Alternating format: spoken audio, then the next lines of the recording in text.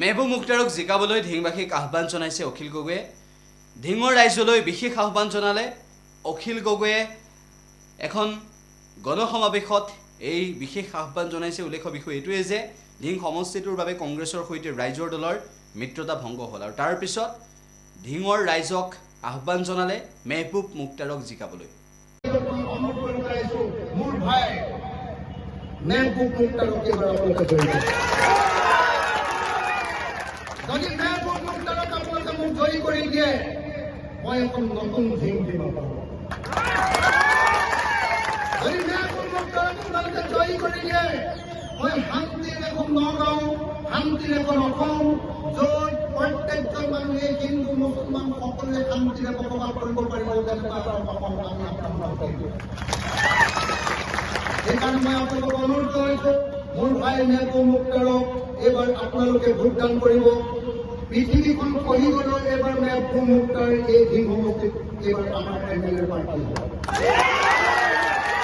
পৃথিৱীখন যদি কহিও যায় তথাপিও আমি বিচাৰিম প্ৰথমতে কংগ্ৰেছ দল বা অন্যান্য আমাৰ বিৰোধী পক্ষক চবকে বিচাৰিম যে ধিং সমষ্টিটো আমাক দিব লাগে। ধিং সমষ্টিটো আমি যিকোনো প্ৰকাৰে কৰোঁ আমাৰ ৰাইজৰ দলৰ কাৰণে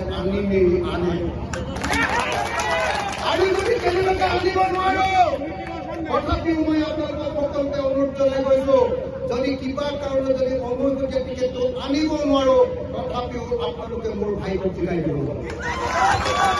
জিকাবলৈ নিজিকাব আপোনালোকে জিকাবলৈ নাই, জিকাবলৈ নাই, জিকাবলৈ নাই, জিকাবলৈ নাই।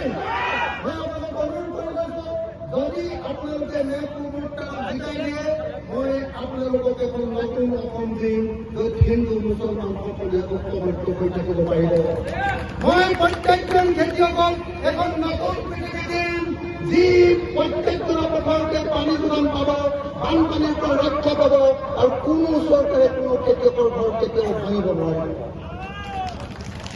কোনো খেতিয়কৰ ঘৰ কেতিয়াও ভাঙিব নোৱাৰে। মই আপোনালোকক এই প্ৰতিশ্ৰুতি দিলোঁ আৰু মই বেছি দীঘলীয়া